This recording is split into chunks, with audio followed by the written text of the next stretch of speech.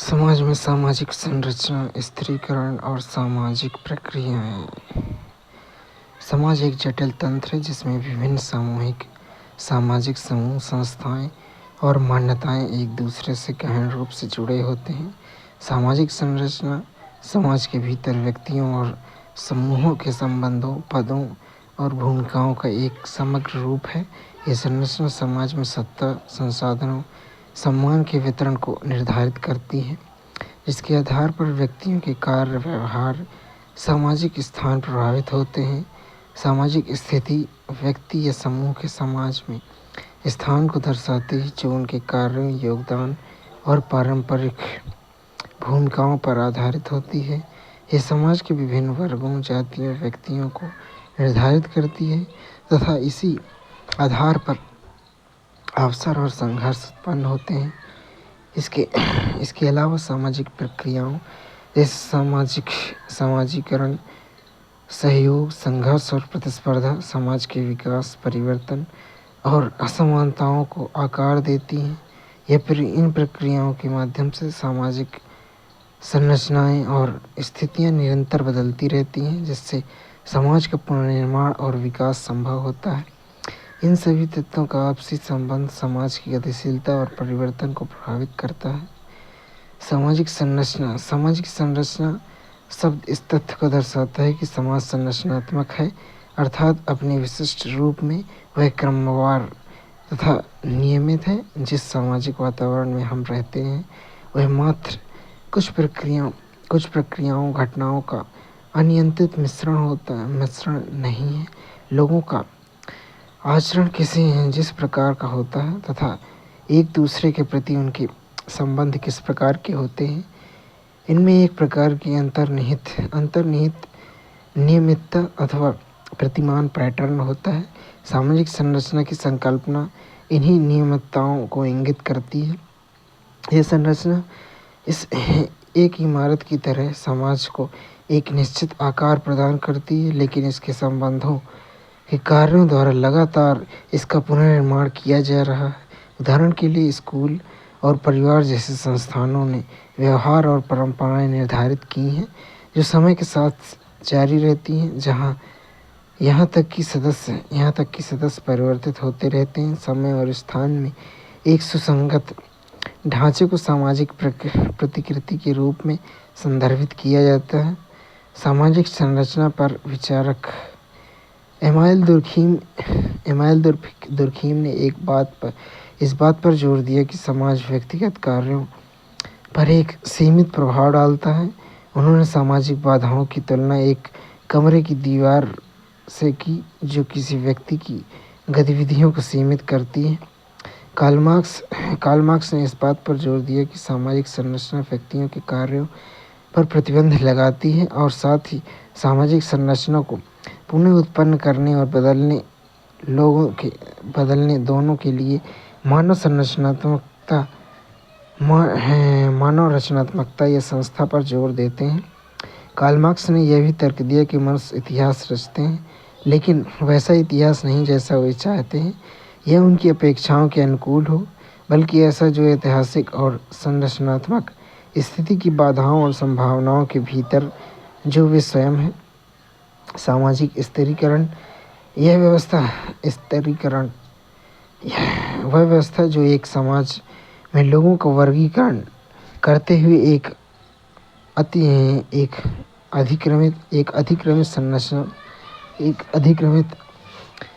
अधिक्रमित संरचना में उन्हें श्रेणीबद्ध करती है और उसे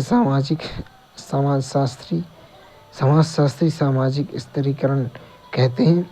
यह अधिक्रम लोगों की पहचान, अनुभव, उनके दूसरों से संबंध तथा साथ ही संसाधनों एवं अवसरों तक उनकी पहुंच को आकार देते हैं। अन्य शब्दों में सामाजिक स्थिरीकरण से अभिप्राय समाज में समूहों के बीच संरचनात्मक अनियमितताओं, असमानताओं के अस्तित्व, भौतिक अथवा प्रतीकात्मक पुरस्कारों की पहुंच से है। ये संसाधनों, धन, शक्ति और स्थिति तक पहुंच उनकी पहुंच के आधार पर असमान समूहों में समाज के विभाजन को संदर्भित करता है। यह स्तरीकरण यांत्रिक नहीं है, लेकिन व्यवस्थित रूप से विभिन्न सामाजिक समूहों में सदस्यता से जुड़ा हुआ है। विशेषाधिकार प्राप्त समूह संरक्षित असमानताओं की दृढ़ता को सुनिश्चित करते हुए अपने लाभों को एक के बाद एक आने वाली पीढ़ियों को देते हैं।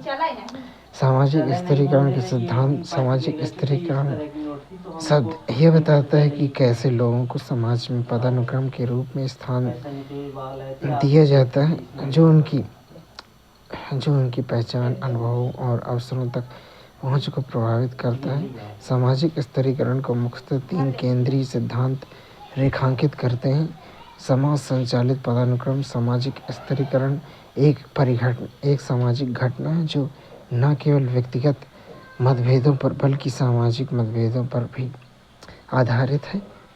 अतिशेष उत्पादन वाले उन्नत समाज में संसाधन वितरण में स्पष्ट असमानताएं होती हैं। पीढ़ीगत दृढ़ता। सामाजिक स्तरीकरण पीढ़ी दर पीढ़ी बना रहता है। यह परिवार और सामाजिक संसाधनों की एक पीढ़ी से दूसरी अगली पीढ़ी में उत्तराधिकार के रूप में घनिष्ठता से जुड़ा है।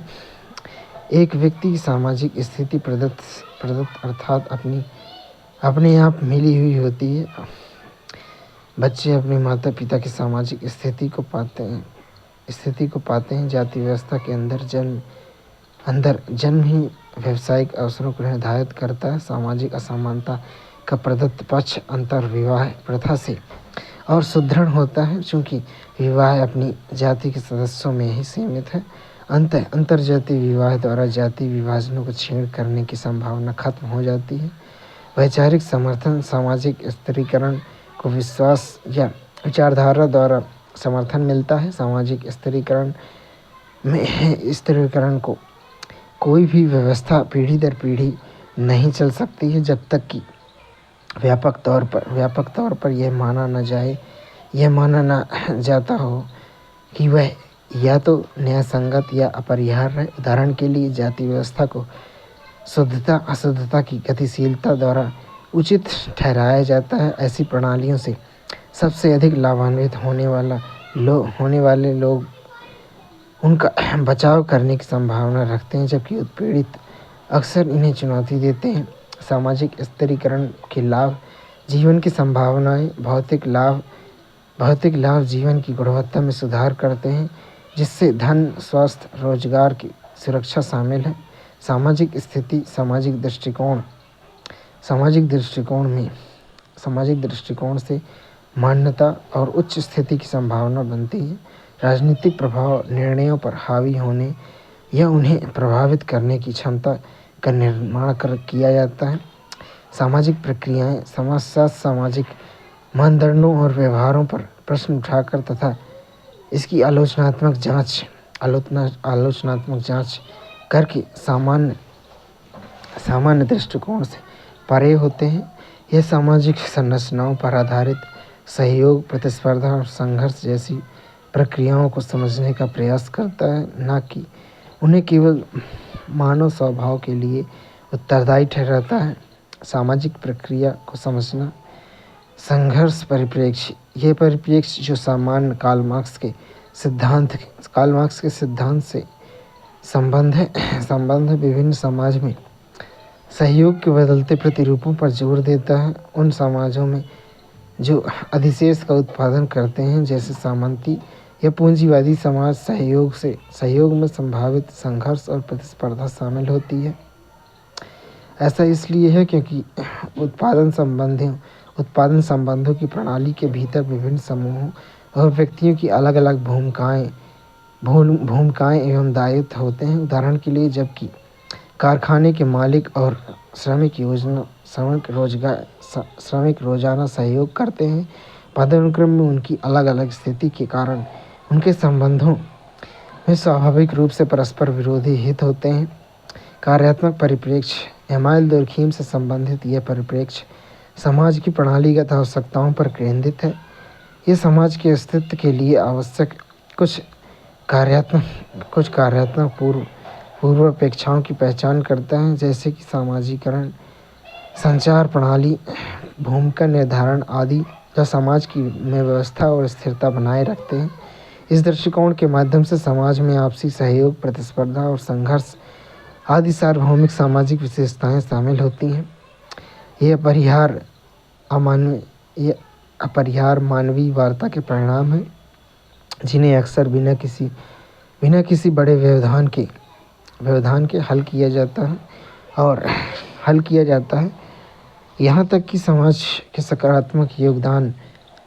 में सकारात्मक योगदान भी कर सकते हैं। उदाहरण के लिए, एक परिवार में महिलाओं की संपत्ति अधिकारों पर एक अध्ययन से पता चला है कि महिलाएं परिवार के सदस्यों के साथ संघर्ष से बचने के लिए अपनी सही संपत्ति का दावा नहीं करेंगी। ये स्पष्ट सहयोग अंतर्निहित सामाजिक संघर्षों का एक परिणाम है, जो जब प्रकट होता है तो सामंजस्यपूर्ण सह अस्तित्व का भ्रम देता है। सहयोग तथा श्रम विभाजन। सहयोग का विचार मानव व्यवहार की कुछ मान्यताओं पर आधारित है। ये तर्क दिया जाता है कि मनुष्य के सहयोग के बिना मानव जाति का अस्तित्व कठिन हो जाएगा। आगे यह तर्क दिया जाता है कि जहाँ तक कि पशुओं की दुनिया में भी हम सहयोग के प्रमाण देख सकते हैं, चाहे वे चींटियाँ हों, मधुमक्खियाँ हों अथवा स्तनपायी पशु। परंतु पशुओं की दुनिया में तुलना सावधानी पूर्वक की जानी चाहिए। श्रम विभाजन पर इमाइल दुर्खीम ने सहयोग के आधार के रूप में समाज की नैतिक शक्ति या एकजुटता पर जोर दिया। उनका मानना था कि परोपकार और एकजुटता मानव समाज को अलग करने वाले प्रमुख तत्व हैं। दुर्खीम के अनुसार श्रम विभाजन सहयोग के आधार पर होना चाहिए, जिससे एक प्राकृतिक नियम और एक नैतिक नियम दोनों हैं। उन्होंने यांत्रिक और नैतिक एकजुटता की अवधारणाओं को प्रस्तुत किया।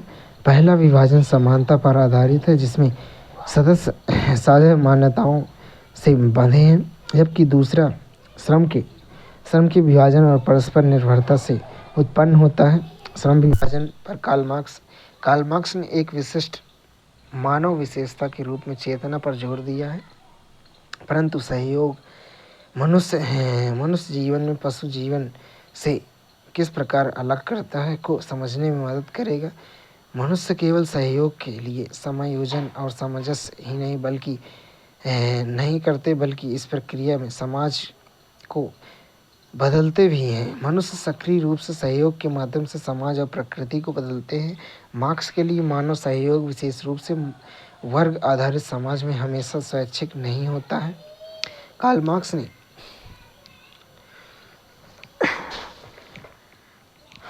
मार्क्स ने अलगाव शब्द का प्रयोग श्रम की मूर्त अंतर्वस्तु तथा श्रम के उत्पाद पर मजदूरों के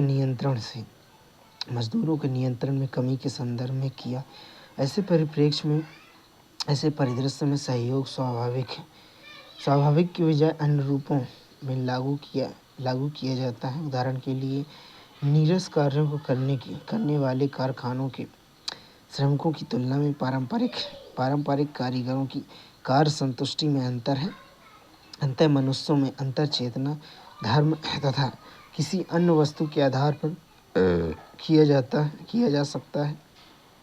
प्रतिस्पर्धा अवधारणा एवं व्यवहार के रूप में, जैसा कि सहयोग के मामले में होगा, प्रतिस्पर्धा की अवधारणा पर चर्चा अक्सर इस विचार के साथ आगे बढ़ती है कि प्रतिस्पर्धा सार्वभौमिक और स्वाभाविक है, लेकिन समाजशास्त्री व्याख्याएं प्रकृतिवादी व्याख्याओं से कैसे अलग है, इस पर चर्चा करेंगे। एक सार्वभौमिक घटना के रूप में प्रतिस्पर्धा यह एक ऐसा है। यहाँ यह आवश्यक है कि सामाजिक तत्व के रूप में प्रतिस्पर्धा को समझा जाए, जिसका समाज में उद्भव हुआ है तथा एक निश्चित ऐतिहासिक समय में ये प्रभावी रही है। समकालीन समय में यह सर्वप्रमुख विचार है तथा अधिकतर यह समझना मुश्किल होता है कि कहीं ऐसा समाज हो सकता है जहाँ प्रतिस्पर्धा एक मार्गदर्शक शक्ति ना हो। अफ्रीका के कुछ हिस्सों में बच्चे पुरस्कार के साथ प्रतिस्पर्धा दौड़ में भाग लेने से कतराते हैं, जो इस बात को रेखांकित करता है कि प्रतिस्पर्धा हमेशा एक स्वाभाविक मानवीय प्रवृत्ति नहीं होती। इन बच्चों के लिए विजेता और हारने वाले का विचार मौज मस्ती की उनकी समझ के विपरीत था, जो प्रतिस्पर्धा पर सहयोग पर जोर देता था। आधुनिक समाज में प्रतिस्पर्धा का उदय। समकालीन विश्व में प्रतिस्पर्धा एक प्रमुख मानदंड या परिपाटी है। एमाइल दुर्खीम और कार्ल मार्क्स जैसे अग्रणी समाजशास्त्रियों ने आधुनिक समाज में व्यक्तिवाद और प्रतिस्पर्धा के उदय की ओर संकेत किया, जिसका मुख्य कारण पूंजीवाद का प्रभाव था। प्रतिस्पर्धा पर जे.एस. मिल के विचार क्या हैं?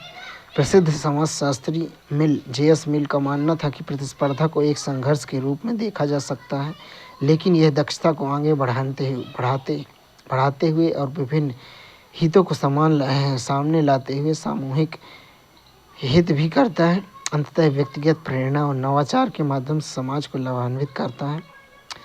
पूंजीवाद व्यापार विस्तार, श्रम विभाजन, विशेषज्ञता और उत्पादकता में वृद्धि पर जोर देता है, जिसमें एक मुक्त बाजार में प्रतिस्पर्धी व्यक्ति अधिकतम लाभ के लिए प्रयास करता है। यह प्रतिस्पर्धी विचारधारा भविष्यवाणी करती है कि बाजार इष्टतम दक्षता सुनिश्चित करता है और सबसे कुशल फर्म विकसित होते हैं और सबसे अधिक अंक प्राप्त करने वाले विद्यार्थी शीर्ष विश्वविद्यालयों में प्रवेश करते हैं तथा बाद में सर्वोत्तम नौकरी को सुरक्षित करते हैं। यह प्रणाली सर्वश्रेष्ठ आमतौर पर उच्चतम भौतिक पुरस्कारों को दर्शाती है। क्या आप जानते हैं, प्रतिस्पर्धा और सहयोग समाज के अभिन्न अंग हैं जो सामाजिक गतिशीलता और संबंधों को प्रभावित करते हैं। समाजशास्त्रियों का कहना है कि वे समय के साथ विकसित होते हैं और विभिन्न रूपों में प्रकट होते हैं। क्या आप इन रूपों की पहचान कर सकते हैं जहां समकालीन भारतीय समाज में प्रतिस्पर्धा और सहयोग प्रचलित हैं? आलोचनाएं और सीमाएं। प्रतिस्पर्धा की विचारधारा 19वीं शताब्दी के पूंजीवादी आर्थिक विकास के सहयोग होने के बावजूद इसके अपने आलोचक हैं। उदाहरण के लिए अमेरिकी व्यवस्था की तेजी से प्रगति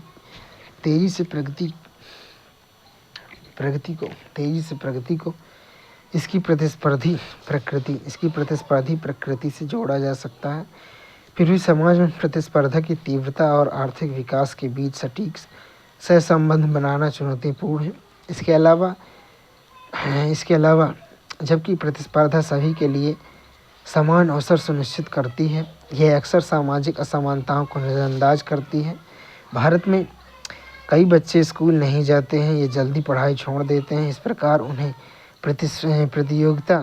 प्रतियोगिता से स्वयं को पूरी तरह से बाहर होना पड़ता है। संघर्ष तथा सहयोग। संघर्ष का तात्पर्य हितों के टकराव से है, जबकि अक्सर यह माना जाता है कि सामाजिक संघर्ष एक हालिया घटना है। समाजशास्त्रियों का तर्क है कि संघर्षों की प्रकृति समय के साथ विकसित होती है। संघर्ष के आधार भिन्न रहे हैं, लेकिन सामाजिक परिवर्तन और हाशिए के समूहों द्वारा लोकतांत्रिक अधिकारों के बढ़ते दावे के साथ ये संघर्ष अधिक स्पष्ट हो गए हैं। कुछ संघर्षों पर जो समाज में विद्यमान हैं तथा प्रतिस्पर्धा, सहयोग एवं संघर्ष के आपसी संबंधों पर विचार करें। हम यहाँ केवल 2 उदाहरण को लेंगे। प्रथम परिवार तथा घर और दूसरा भूमि आधारित संघर्ष। एक समाजशास्त्री परिप्रेक्ष्य ये अध्याय सहयोग, प्रतिस्पर्धा, संघर्ष की अवधारणाओं को प्राकृतिक घटनाओं के रूप में नहीं बल्कि समाजशास्त्री घटनाओं के रूप में देखने की आवश्यकता पर जोर देता है। ये प्रक्रियाएं अन्य सामाजिक विकासों जैसे तकनीकी प्रगति और आर्थिक उत्पादन प्रणाली के साथ परस्पर जुड़ी हुई है। अभिव्यक्ति और अव्यक्त संघर्ष। संघर्ष तब स्पष्ट रूप से दिखाई देता है जब उन्हें खुले तौर पर व्यक्त किया जाता है, जैसे कि किसान आंदोलन के रूप में। हालांकि अव्यक्त संघर्ष ऐसे आंदोलनों की अनुपस्थिति है। वास्तव में संघर्ष अनैच्छिक सहयोग और प्रतिस्पर्धा के बीच घनिष्ठ संबंध है। परिवार और भूमि संघर्ष। परिवारों में पारंपरिक रूप से सामंजस्यपूर्ण इकाइयों के रूप में माना जाता था। हाल की नारीवादी आलोचनाएं इस धारणा पर प्रश्न उठाती हैं और परिवारों के भीतर संभावित लागू सहयोग पर प्रकाश डालती हैं।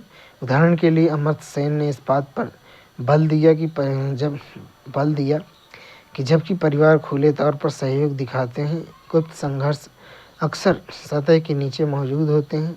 परिवारों के भीतर विशेष रूप से प्रतिस्पर्धात्मक संरचनाओं में महिलाएं गुप्त रूप से ऋण देने या विश्वसनीय सहयोगियों पर भरोसा करने जैसी गुप्त गतिविधियों में शामिल होकर गुप्त रूप से पुरुष शक्ति का विरोध कर सकती हैं। इस तरह से गुप्त प्रतिरोध बाहरी विकल्पों की कमी और खुले संघर्ष से जुड़े उच्च जोखिमों से उत्पन्न होते हैं। चूँकि संघर्षों को प्रत्यक्ष रूप से संप्रेषित नहीं किया जाता, अंततः यह देखा गया है कि मध्य वर्ग और अधीनस्थ वर्ग, चाहे घर में महिलाएं हों या कृषक समाज में किसान, संघर्षों में समायोजन तथा सहयोग पाने के लिए व्यक्ति एवं समूह विभिन्न प्रकार की रणनीति बनाते हैं। अनेक समाजशास्त्रीय अध्ययन अप्रत्यक्ष संघर्ष तथा प्रत्यक्ष सहयोग को दिखाते हैं, जो सामान्य विकासशील समाजों में संघर्ष अतीत बनाम वर्तमान विकासशील देश पारंपरिक मूल्यों और उभरती शक्तियों के बीच संघर्ष का सामना कर रहे हैं, क्योंकि पुरानी व्यवस्था परिवर्तन के लिए प्रतिरोधी है। यह तनाव, विवादों, गलतफहमी और कभी-कभी हिंसा की ओर ले जाता है। हालांकि समाजशास्त्रियों के लिए शांतिपूर्ण अतीत के बारे में याद करना लुभावना हो सकता है, लेकिन यह स्वीकार करना आवश्यक है कि पुरानी व्यवस्था संघर्ष से रहित नहीं थी और अक्सर समाज के विशाल वर्गों को गंभीर अन्याय के अधीन करती थी। एक सैद्धांतिक दृष्टिकोण जो संघर्ष को एक विसंगति या अत्यधिक मूल्यों के संतुलन के रूप में दर्शाता है, इन विकसित समाजों के बारे में हमारी समझ को सीमित कर सकता है। सामाजिक विषमता एवं बहिष्कार के स्वरूप। सामाजिक विषमता सामाजिक संसाधनों तक असमान पहुंच के ढांचे को आमतौर पर सामाजिक विषमता कहा जाता है। सामाजिक विषमता मुख्य रूप से व्यक्तियों के बजाय समूहों को लक्षित करती है। हालांकि ये घटनाएं केवल आर्थिक प्रकृति की नहीं है। अक्सर सामाजिक और आर्थिक विशेषताओं के बीच संबंध होता है। इसके अलावा ऐसी विषमताएं आंशिक नहीं है। ये व्यवस्थित और संरचित संरचना प्रदर्शित करती हैं। विषमता और बहिष्कार के संदर्भ में समाज की यह समझ महत्वपूर्ण है। समाज सार्वभौमिक रूप से धन, शिक्षा, शक्ति जैसे मूल्यवान संसाधनों के वितरण में विषमताओं को संदर्भित करते हैं। इन संसाधनों को पूंजी के 3 मुख्य रूपों में वर्गीकृत किया जा सकता है: आर्थिक पूंजी, भौतिक परिसंपत्ति और आय द्वारा प्रतिनिधित्व; सांस्कृतिक पूंजी, शैक्षिक उपलब्धि और सामाजिक स्थिति द्वारा निरूपित; सामाजिक पूंजी, परस्पर संबंध और सामाजिक संपर्कों द्वारा गठित। इसलिए सामाजिक संसाधनों तक असमान पहुंच की पद्धति से सामाजिक विषमता उत्पन्न होती है, जबकि कुछ विषमता व्यक्तिगत मतभेदों के परिणाम स्वरूप हो सकती है, जैसे कि प्रतिभा या प्रयास। अधिकांश व्यक्तियों के बीच अंतर्निहित असमानताओं के बजाय सामाजिक संरचनाओं द्वारा आकार दिए जाते हैं। सामाजिक विषमता के विविध रूप: पूर्वग्रह दूसरों के बारे में पूर्व कल्पित राय होती है, जो अक्सर किसी के समुदाय और पालन पोषण से उत्पन्न होती है। ये राय या विचार या पूर्व निर्णय ठोस साक्ष्यों के बिना बिना बनाए जाते हैं और पुरानी जानकारी पर आधारित हो सकते हैं। पूर्वाग्रह नकारात्मक और सकारात्मक दोनों हो सकते हैं। उदाहरण के लिए एक व्यक्ति अपनी जाति और समूह के सदस्यों के पक्ष में पूर्वाग्रहित हो सकता है तथा वे बिना किसी साक्ष्य के दूसरी जाति या समूह के सदस्य से श्रेष्ठ मान सकता है। रूढ़िवाद पूर्वाग्रह अक्सर रूढ़िवादिता से उत्पन्न होता है, जो एक समूह के बारे में कठोर और सामान्यीकृत विचार होते हैं। भारत जैसे विविध देशों में रूढ़िवादिता विशेष रूप से भ्रामक हो सकती है, जहां औपनिवेशिक इतिहास में कुछ विशेषताओं को पीछे छोड़ दिया। उदाहरण के लिए सामान्य कथन सभी समूह के कुछ व्यक्तियों के बारे में सच हो सकते हैं, पूरे समाज के लिए नहीं। लेकिन ऐसे व्यक्तियों के बारे में भी यह हमेशा सच होता है।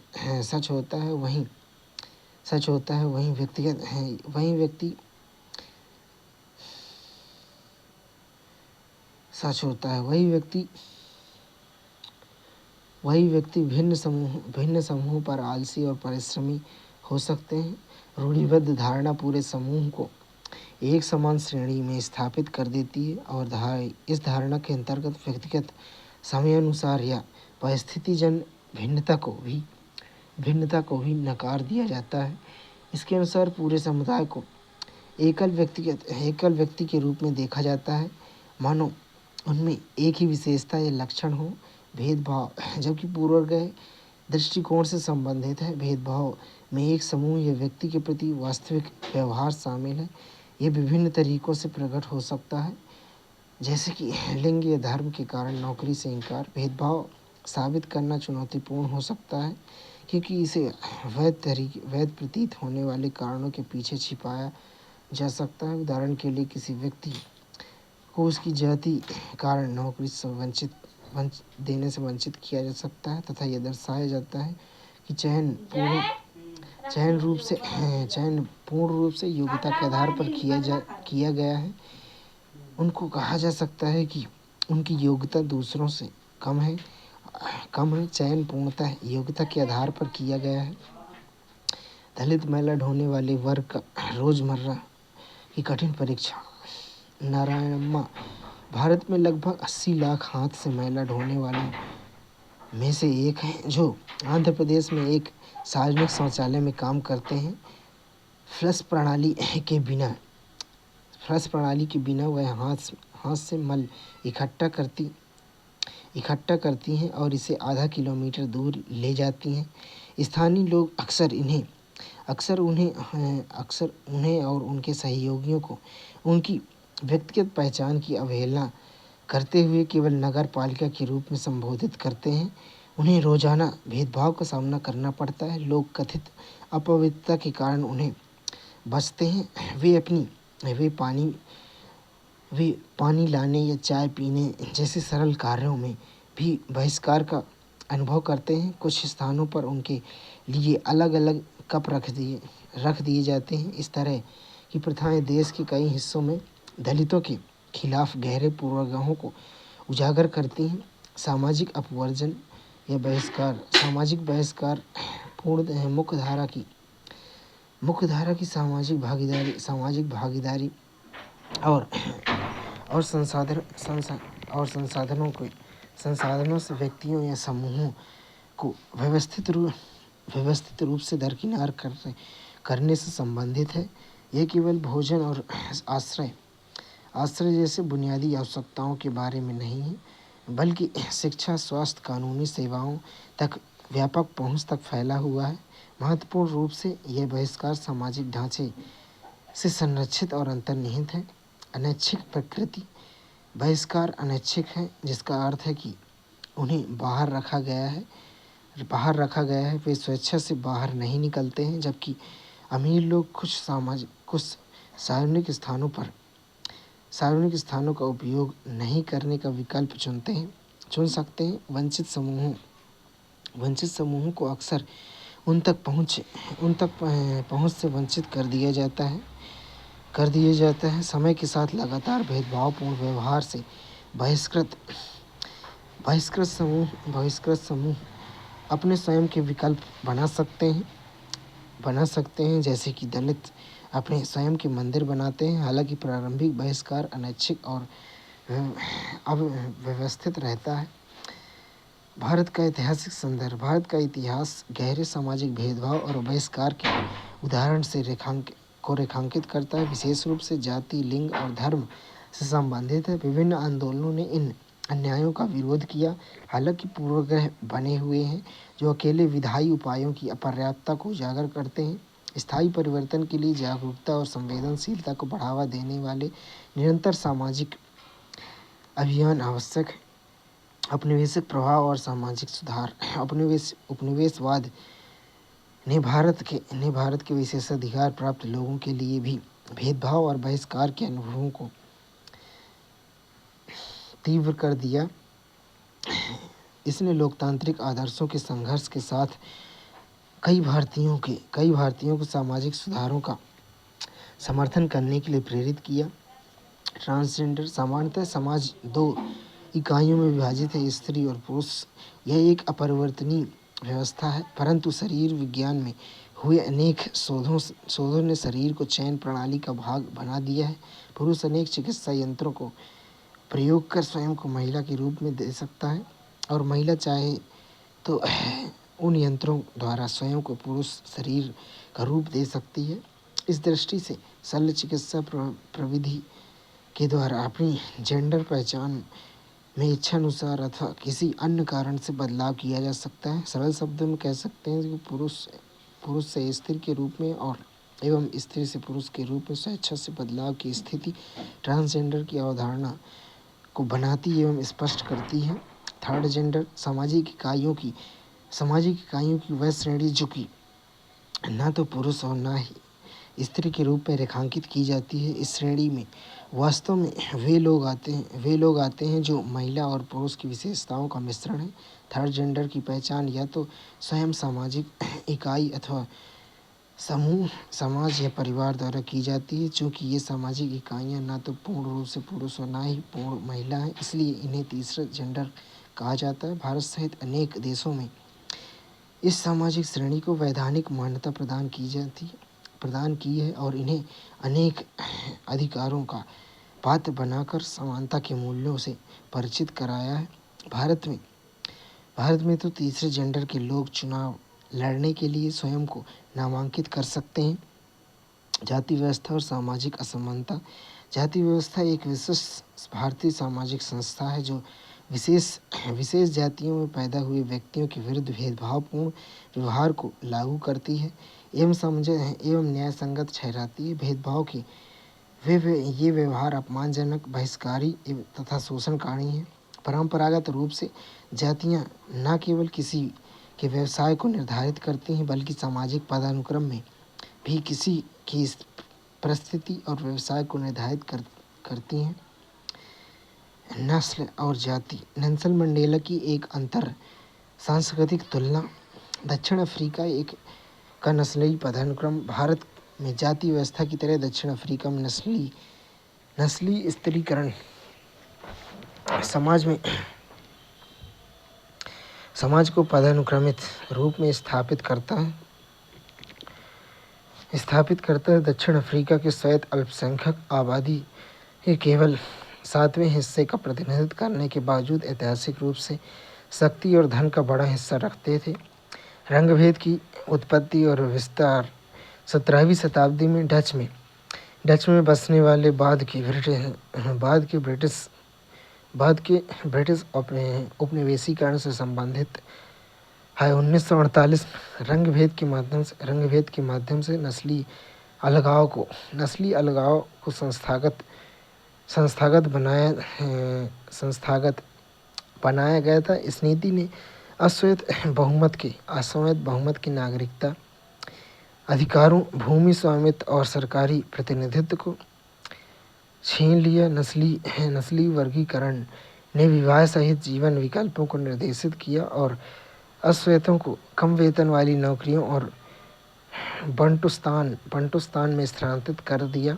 साथ ही गरीब क्षेत्रों में लगभग 80% आबादी के लिए केवल 14% भूमि का गठन किया। इसका परिणाम व्यापक पीड़ा और गरीबी थी। यहाँ तक कि एक संसाधन समृद्ध राष्ट्र में भी प्रतिरोध और आगे का मार्ग। श्वेत अल्पसंख्यकों ने अश्वेतों को कमतर समझने और दमनकारी सैन्य उपायों को लागू करने के संयोजन के माध्यम से अपना प्रभुत्व बनाए रखा। फिर भी दशकों के दमन के बावजूद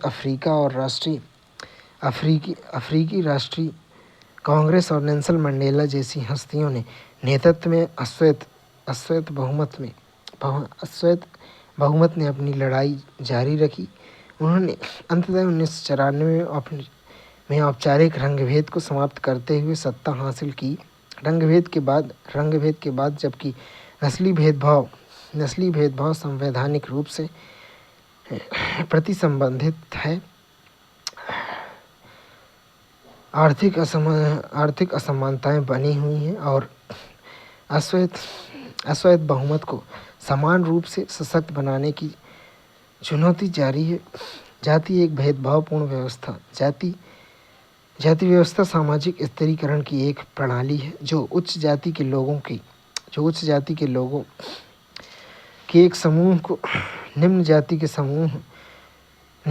समूह से ऊपर रखती है। इस प्रकार यह विशेष जाति में पैदा हुए लोगों के खिलाफ भेदभाव की प्रथाओं को वैध बनाता है और लागू करता है। भेदभाव की ये प्रथाएं अपमानजनक, बहिष्कृत करने वाली और शोषणकारी हैं। ऐतिहासिक, व्यवसाय और परिस्थिति के आधार पर वर्गीकरण। ऐतिहासिक रूप से जाति व्यवस्था व्यक्तियों का उनके व्यवसाय तथा परिस्थिति के आधार पर वर्गीकरण करती थी। प्रत्येक जाति एक व्यवसाय से जुड़ी थी। इसका तात्पर्य है कि एक विशेष जाति में जन्मा व्यक्ति उस व्यवसाय में भी जन्म लेता था जो उसकी जाति से जुड़ा था तथा उसके पास कोई विकल्प नहीं था। साथ ही सामाजिक पदानुक्रम में प्रत्येक जाति का अपना स्थान था। धर्म ग्रंथ के सख्त नियमों के अनुसार सामाजिक तथा आर्थिक परिस्थिति को निश्चित रूप में अलग रखा जाता था। उदाहरण के लिए अनुष्ठानिक रूप से सबसे उच्च जाति ब्राह्मण को धन संचय करने की अनुमति नहीं थी। ब्राह्मण धार्मिक या पारलौकिक क्षेत्र में सर्वोपरि होने के बावजूद क्षत्रिय राजाओं की अलौकिक धर्म से परे शक्ति के अधीन होते थे। आधुनिक अनुकूलन और निरंतरताएं। पिछली शताब्दियों में जाति और व्यवसाय के बीच कठोर संबंध कुछ हद तक लचीले हो गए। हालांकि जाति और आर्थिक स्थिति के बीच संबंध उतना निश्चित नहीं है। व्यापक स्तर पर जाति व्यवस्था का प्रभाव बना हुआ है। सामाजिक उच्च क्षेत्रों में अभी भी मुख्य रूप से उच्च जातियां शामिल हैं, जबकि निचली जातियां काफ़ी हद तक वंचित वर्गों का गठन करती हैं। इसके अलावा गरीबी या संपन्नता में रहने वाली आबादी का अनुपात जाति समूहों में बहुत भिन्न होता है। सामाजिक आंदोलनों और राज्य की पहलों द्वारा लाए गए महत्वपूर्ण परिवर्तनों के बावजूद जाति समकालीन युग में भारतीयों के लिए अवसरों एवं जीवन के परिणामों की एक शक्तिशाली निर्धारक बनी हुई है। गरीबी रेखा से नीचे जीवन यापन करने वाली जनसंख्या का प्रतिशत 2011 से 12। अनुसूचित जाति ग्रामीण भारत में गरीबी रेखा जीवन यापन 45.3 और नगरीय क्षेत्र में 1000 एकम प्रतिमाह वाले व्यय में 24.1। अनुसूचित जातियां 31.5 से ग्रामीण में और नगरीय में 21.7। ओबीसी ग्रामीण क्षेत्र में गरीबी रेखा में 15.5, नगरीय क्षेत्र में 8.1। अंगड़ी जातियां ग्रामीण क्षेत्रों में 22.7 और नगरीय क्षेत्रों में अगड़ी जातियां 15.4। मुसलमान ग्रामीण क्षेत्र में 26.9 और नगरीय क्षेत्र में 22.7 करीब है। हिंदू 25.6 ग्रामीण में गरीब है, 12.1 शहरी में गरीब है। ईसाई 22.2 ग्रामीण में गरीब हैं 0.5, 5.5, शहरी में गरीब हैं 6.2, ग्रामीण में गरीब हैं 5.0, शहरी में सभी समूह 25.4, ग्रामीण में गरीब हैं 13.7, शहरी में गरीब हैं। समृद्ध जनसंख्या का प्रतिशत 1999 से 2000 अनुसूचित जनजातियों में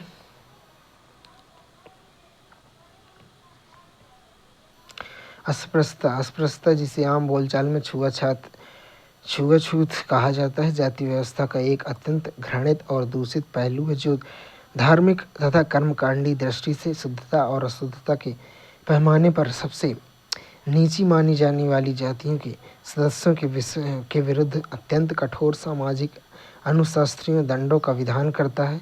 स्पष्ट रूप से छुआछूत जातियाँ जाति पदानुक्रम के बाहर हैं। उन्हें इतना अशुद्ध माना जाता है कि उनका मात्र स्पर्श अन्य सभी जातियों के सदस्यों को गंभीर रूप से प्रदूषित करता है, जिससे पहले के लिए भयानक सजा और बाद में विस्तृत शुद्धिकरण अनुष्ठान करने के लिए मजबूर किया जाता है। अस्पृश्यता के विभिन्न आयाम। अस्पृश्यता में 3 मुख्य पहलू शामिल हैं: बहिष्कार, अधीनता, अपमान और शोषण। जबकि अन्य निचली जातियों को अनेक प्रकार के विभेदों का सामना करना पड़ता है। छुआछूतों या दलितों को अत्यधिक सामाजिक बहिष्कार का सामना करना पड़ता है। उदाहरण के लिए, उन्हें पेयजल के सामान्य स्रोतों से पानी नहीं लेने दिया जाता। उन्हें कुएं, हैंडपंप, घाट आदि अलग होते हैं। वे सामूहिक धार्मिक पूजा, आराधना, सामाजिक समारोहों और त्योहारों उत्सवों में भाग नहीं ले सकते। वे बाध्यकारी परतंत्रता से भी गुजरते हैं, जैसे समारोहों में विशिष्ट भूमिका निभाना, नियमित अपमान सहना और जबरन या कम वेतन वाले श्रम के माध्यम से आर्थिक शोषण। उत्पत्ति और विकास। अस्पृश्यता एक अखिल भारतीय परिदृश्य समय के साथ अछूतों को विभिन्न नामों से संदर्भित किया गया है, जिसमें से कई शब्द अपमानजनक हैं। महात्मा गांधी ने इन जाति नामों के निंदात्मक आरोप को दूर करने के लिए 1930 के दशक में हरिजन परमात्मा के बच्चे शब्द की शुरुआत की, जो काफ़ी लोकप्रिय हुआ। 1970 के दशक में मुंबई में हुए जाति दंगों के दौरान इस शब्द का प्रयोग बहुत व्यापक रूप से किया गया। उस समय पश्चिमी भारत में दलित पैंथर्स नाम का जो उग्र समूह उभरा, उसने अपने अधिकारों तथा मान मर्यादा के लिए चलाए गए संघर्षों के अंतर्गत अपनी अलग पहचान बनाने के लिए इस शब्द का प्रयोग किया। यह डॉक्टर अंबेडकर के सशक्तिकरण के दर्शन के साथ संरेखित एक उत्पीड़ित समुदाय का प्रतीक है। अन्य पिछड़ा वर्ग ओबीसी, ये समूह जिन्हें संविधान सामाजिक और शैक्षिक रूप से पिछड़े वर्गों के रूप में पहचानता है, उन जातियों के एक व्यापक और विविध स्पेक्ट्रम को शामिल करता है, जो ना तो उच्च स्थिति अग्रिम जातियों का हिस्सा है और ना ही दलित। भारत में अन्य पिछड़ा वर्ग ओबीसी, जबकि दलितों द्वारा सामना किए जाने वाले अत्यधिक भेदभाव के अधीन नहीं है। ऐतिहासिक रूप से जाति पदानुक्रम में निचले स्थान पर रहे हैं उन जिन्हें अक्सर सामाजिक भेदभाव का सामना करना पड़ता है। अन्य पिछड़ा वर्ग ओबीसी श्रेणी में विभिन्न धर्मों के सदस्य शामिल हैं और यह दलितों या आदिवासियों की तुलना में अधिक विषम है। 1990 के दशक में उत्तर भारत में अन्य पिछड़ा वर्ग ओबीसी और दलित दोनों के राजनीतिक आंदोलन एवं दावे प्रमुख रहे हैं। ओबीसी अन्य पिछड़ा वर्ग, जो देश की आबादी का लगभग 41% है, ने अपनी महत्वपूर्ण संख्या को राजनीतिक प्रभाव में बदलना शुरू कर दिया। ओबीसी की श्रेणी से उच्च ओबीसी, जो कई ग्रामीण क्षेत्रों में अप्रभावी हैं, तथा निम्न ओबीसी, जो प्रायः दलितों के समान सामाजिक आर्थिक चुनौतियों का सामना करते हैं, दोनों शामिल हैं। ग्रामीण क्षेत्रों में उच्च ओबीसी के प्रभुत्व के बावजूद शहरी ओबीसी को गंभीर असुविधाओं का सामना करना पड़ता है तथा उनकी स्थिति उच्च जातियों की तुलना में अनुसूचित जातियों जनजातियों से अधिक समान है। अन्य पिछड़ा वर्ग से संबंधित आयोग काका कालेलकर की अध्यक्षता में प्रथम पिछड़ा वर्ग आयोग की स्थापना भारत की स्वतंत्रता के बाद की गई थी। इसने 1953 में अपने निष्कर्ष प्रस्तुत किए। हालांकि मौजूदा राजनीतिक परिदृश्य के कारण इनकी सिफारिश पर तुरंत कार्रवाई नहीं की गई। पिछड़े जाति आंदोलनों की समृद्ध इतिहास वाले दक्षिणी राज्य ओबीसी मुद्दों को हल करने में अग्रणी थे। इन मुद्दों से 1970 के दशक के अंत में बीपी मंडल के नेतृत्व में दूसरा पिछड़ा वर्ग आयोग की नियुक्ति के साथ राष्ट्रीय प्रमुखता प्राप्त की। मंडल आयोग की सिफारिशें जो 1980 के दशक में प्रस्तुत की गई थी 1990 में लागू की गई, जिससे ओबीसी से संबंधित प्रावधानों पर व्यापक राष्ट्रीय बहस और राजनीतिक आंदोलन शुरू हो गए। आदिवासी शब्द जिसका अर्थ मूल निवासी 1930 के दशक में उभरा और यह राजनीतिक चेतना और अधिकारियों की मांग को दर्शाता है। अनुसूचित जातियों की तरह अनुसूचित जनजातियां भी भारतीय संविधान द्वारा गरीबी, शक्तिहीनता और सामाजिक कलंक से चिन्हित सामाजिक समूह है। यह जनजातियों को जंगल के लोग माना जाता है, जिनके पहाड़ों और वन क्षेत्रों में विशिष्ट निवास स्थान ने उनकी सामाजिक, सामाजिक, राजनीतिक विशेषताओं को आकार दिया। जनजाति में जाति में परिवर्तन का कारण प्रकृति के साथ उनके घनिष्ठ संबंधों के बावजूद हिंदू समाज के साथ उनके संबंधों ने जनजाति और जाति के बीच की रेखाओं को धुंधला कर दिया। प्रवास के रूप में जाति और जनजाति के बीच के अंतर को और भी बढ़ा दिया। आदिवासियों से जुड़ी प्रमुख चुनौतियाँ। आदिवासियों के लिए एक महत्वपूर्ण चुनौती 19वीं शताब्दी के अंत में उत्पन्न हुई जब औपनिवेशिक ब्रिटिश सरकार ने उनके उपयोग के लिए विशाल वन क्षेत्रों को आरक्षित किया। कलिंगनगर त्रासदी 2006 में उड़ीसा में कलिंगनगर क्षेत्र में एक दुखद घटना देखी गई, जहां एक इस्पात कंपनी द्वारा उनकी भूमि के अधिग्रहण के विरोध में पुलिस द्वारा 12 आदिवासियों की हत्या कर दी गई थी। यह घटना भारत में एक बड़ी घटना का प्रतीक है, जहां आर्थिक विकास की महत्वाकांक्षाएं पर्यावरण और स्वदेशी अधिकारों से टकराती हैं। क्षेत्र की प्रचुर मात्रा में खनिज संपदा के बावजूद मूल आदिवासी गरीबी में जी रहे हैं, क्योंकि 1990 के बाद की आर्थिक नीतियों के कारण भूमि अधिग्रहण तेज हो गया है, जिससे अक्सर स्थानीय लोग अपर्याप्त मुआवजे के साथ विस्थापित हो जाते हैं। कलिंगनगर की घटना पूरे भारत में स्वदेशी समुदायों द्वारा सामना किए जा रहे संघर्ष के एक मार्मिक प्रतीक के रूप में कार्य करती है, क्योंकि वे अपनी पैतृक भूमि और आजीविका की कीमत पर विकास की अथक खोज के साथ संघर्ष करते हैं। इस कार्यवाही ने आदिवासियों को जंगल पर उनके पारंपरिक अधिकारों से वंचित कर दिया, जिससे वे गरीब हो गए। अस्तित्व में जहां वे या तो अवैध रूप से जंगलों का दोहन करने के लिए मजबूर थे या रोजगार के लिए पलायन कर रहे थे। 1945 के बाद की स्वतंत्रता ने दुर्दशा को कम या राहत देने के बजाय वास्तव में भारत सरकार के औद्योगिकरण और संसाधन दोहन आदि नीतियों के माध्यम से उन्हें और हाशिए पर धकेल दिया। सरदार सरोवर, पोलावरम बांधों जैसी परियोजनाओं ने पर्याप्त मुआवजे या पुनर्वास के बिना अनगिनत आदिवासियों को विस्थापित कर दिया। 1990 के दशक के बाद की नीतियों ने इस मुद्दे को बढ़ा दिया, जिससे निगमों द्वारा भूमि अधिग्रहण और भी आसान हो गया। साझा आदिवासी अनुभवों में विकास के नाम पर वनों का उन्मूलन, भूमि अलगाव और विस्थापन शामिल है। इन प्रतिकूलताओं के बावजूद आदिवासियों ने लगातार बाहरी घुसपैठ और राज्य की नीतियों का विरोध किया। उनके आंदोलनों ने झारखंड और छत्तीसगढ़ जैसे अलग अलग राज्यों के निर्माण सहित महत्वपूर्ण मील के पत्थर हासिल किए। दलितों के विपरीत आदिवासियों की सन्निहित बस्ती ने उन्हें अपने अलग राज्यों की मांग करने की अनुमति दी। स्त्रियों की समानता और अधिकारों के लिए संघर्ष। पुरुष और स्त्रियों के बीच जैविक और शारीरिक स्पष्ट अंतरों के कारण अक्सर यही समझा जाता है कि लैंगिक समानता प्रकृति की ही देन है।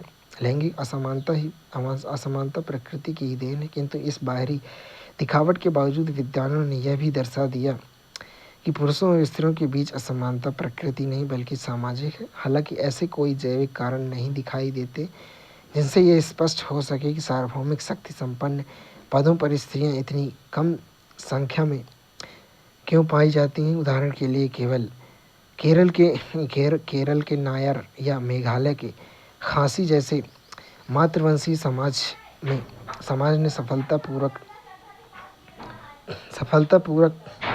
सफलतापूर्वक कार्य किया है जो दर्शाता है कि लैंगिक भूमिकाएं जैविक रूप से पूर्व निर्धारित नहीं है।